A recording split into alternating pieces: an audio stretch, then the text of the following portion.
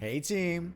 So I thought I would walk you through a couple things that we're doing. And one of those is because we're working on Interstellar Sentinel 2.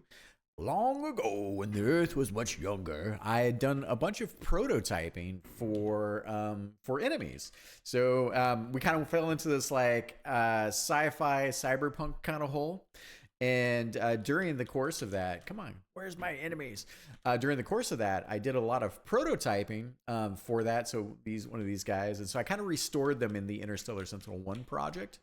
And I really liked a lot of the gameplay, so little scripting bits. It's all still very rough, but these are like a lot of the experiments that I was thinking about. This is kind of fun to like jam on here, right? So this video is about a couple things. So one, it's about basically unearthing these guys because I've restored them, and then two, it's like I got away, and then two, it's about us taking this prototype art and turning it into our style for Interstellar Sentinel 2.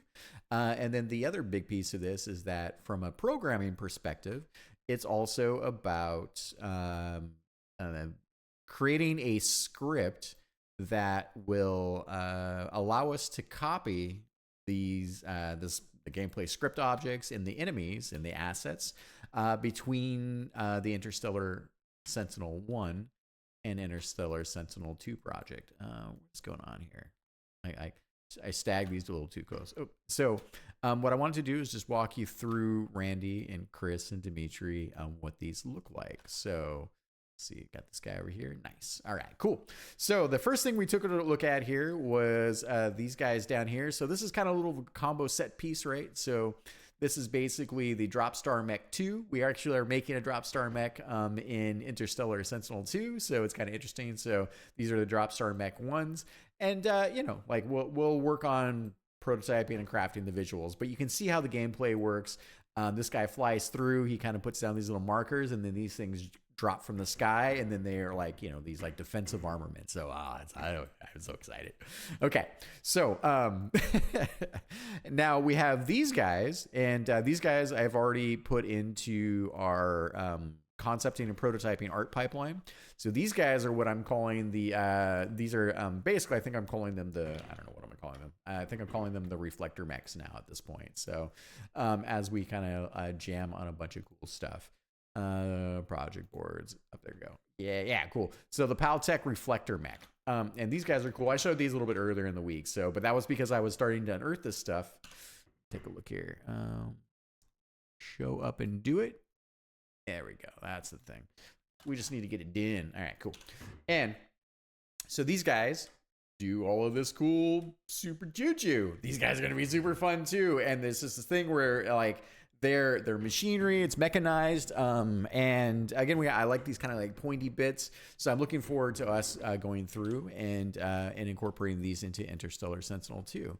So we have those guys, and then let's do these guys. So these guys here, I'm calling them the Overwatch Sentinel mechs, right? So they look pretty cool. Like this is just me dinking around with generative AI art and Midjourney.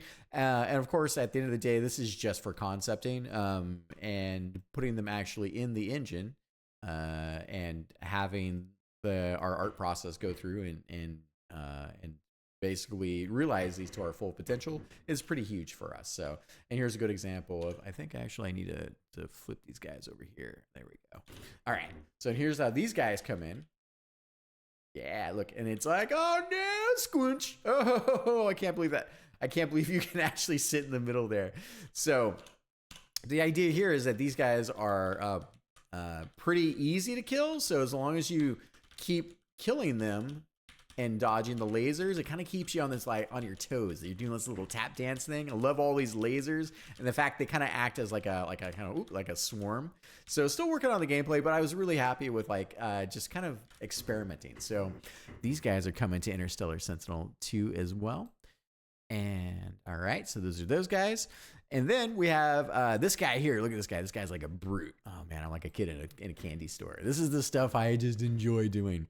So I'm calling these are shard mechs, and these guys are super cool because think that's that. I don't need to wait 8 seconds. Let me just try that.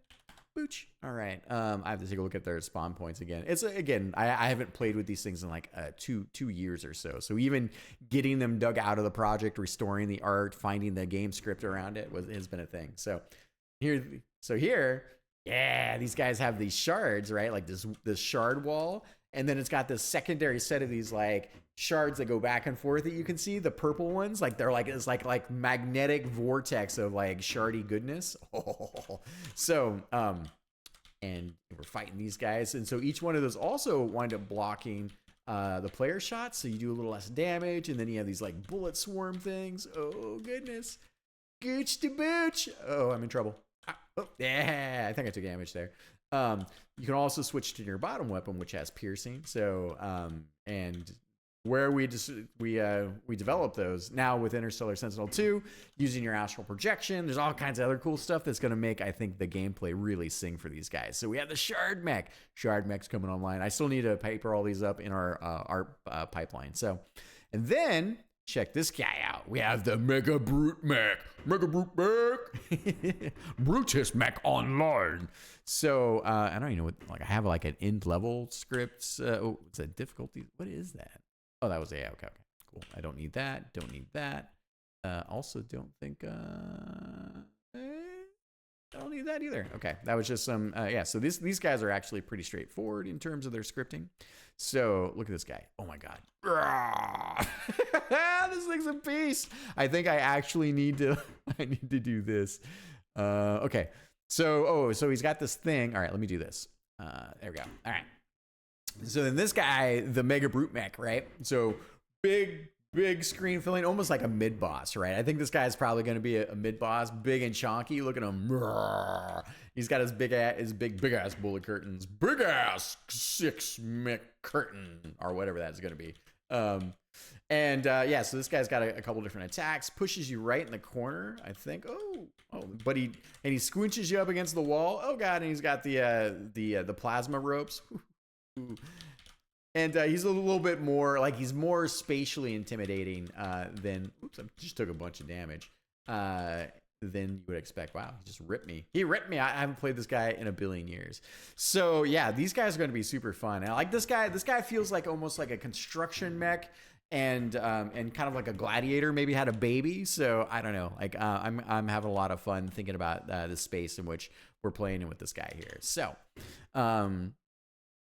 and it's going to be an interesting one, Randy, because in order to copy these things around, it's not just the assets, but the game scripts. So we need to essentially, and I'll talk to you tonight about this. This is why I'm doing the video. But I want to bring over their weapons and everything as well. So we need to figure out how to do that. But well, I think we'll get there. So, and then we have this guy here. Check this guy out. This guy, I'm calling this guy, what I call this guy? I think this guy is, the static mech, right? So, yeah, definitely operator. He's got his cool, like weird, like static electricity gun. And then he's got all these cool drones. Look at these drones. Oh, he's super cool. And then, it's so funny because we started working, when we were working on finishing Interstellar 1, I kind of fell in this rabbit hole for a couple days to like do all of this cool ideation. I was like, oh wait, there's no way we're going to ship the game if we build an entirely new world and aesthetic. So this is some of the earliest forms of what Interstellar 2 has become, Interstellar Sentinel 2. So, and yeah, so here comes the static mech. Come on, static mech, let's go. Come on. Here he is. Dun, dun, dun, dun, dun. And he's got this like cool like static electricity gun thing. Ooh, look at this guy. And he's got his cool like look at these the drones. Oh yeah, these drones are pretty fun too. I think the drones just kind of like wind up blocking shots. I'll probably do more with them, but I want to get those into the game as a basis. So and also from an art perspective, like these electricity bits are terrible. like some of the art is definitely crude and like prototype, but it gives you a sense for the complexity of the character and and what we're going to do for the art. So for instance, we're going to do these like cool, like when we have the static mech, which is a bit more of that kind of bipedal thing. We could be a pilot, it could be a person inside a suit, but we could also just push the proportions a little bit and go more along the lines of like auto mecha. And then, but I really like that that like the drones come along with it, and that we can find this nice aesthetic between the two of them. So you kind of get a sense for what I'm going for. I really want to get this kind of shock and awe with those big like electricity beams. And then we got this guy down here. So this guy, I'm just calling the Rabby Mech. So it's short for like a rabbit. So I don't know, it's like a rabbit gun turret thingy. So here, check this guy out. Whoa, this guy's crazy. Actually, I think I need to. All right. Ooh, sorry, a long day with GDC this week. Still getting home to work on some stuff. So yeah, so here's the Rabby Mech. And there, it's like I want to. It's like this concept of like this kind of agile mech that is kind of popping around. We can take some cues. Like I want to do some cool, like weird, like rabbit kind of like rabbit ear things. I'm not entirely sure. I want to do like this like chest gun thing, as you can see, which so I think we're gonna have a lot of fun playing with that, because you see like the chest gun thing, or it could be his arm, like his arm turret thing. So I think we're gonna have a lot of fun just taking the concepts here. I'm really enjoying kind of like the this like vortex spinning shards that he kind of winds up setting out, right? And then you have like these little bullet curtain bits, and then he's like zoop, off he goes, right? Okay. Yeah, so that's just a little sneak peek of what we've got coming. These are all sitting in the Interstellar Sentinel 1 project. Randy, what I wound up doing is I wound up creating an SC copy between projects test. So that's the level I sent you a screenshot for that. I think maybe we can talk about the strategy for this, but one, let's look at the level file, figure out how these entities are represented in the level file. I can manually copy all of the art assets over to our Interstellar Sentinel 2 project. So we don't have to worry about that. But like the asset names, for instance, if an asset goes missing, as you can see, like here, that's a good example. If an asset is missing in the project, so Shmup Creator shows you a little proxy for that missing asset. And with that missing asset, you can see it's a little harder to see here, but you can see the, essentially like if this guy was missing, let's see here. Well, here, maybe I'll just show it to you. So let me just do this. This would happen. So let's see, that's the Drop Star Mech 2. So let's come over here. Drop Star Mech 2. And I'll do something like this, just to create a new entity. So I don't have to actually remove it from the folder. And then, pow, do one of these guys. And then, okay, so then what you have here is on the Shmup Creator side, then it'll have a proxy asset for what it used to be. And then from there, we can still look up, like in Shmup Creator, what the asset name was. So I can still copy all that stuff over. But yeah, so what I'm looking for is all of the related scripts, of course, and trigger conditions, and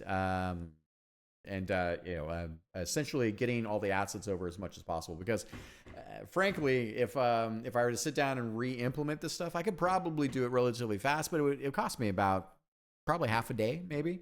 And since I'd already refined a bunch of the timing and gameplay, I wanted to make sure that, like, it's not going to be the last time that we're going to need to move things between projects, especially as I've been creating scripts and other gameplay logic. So I thought this would be very handy for us to have. All right.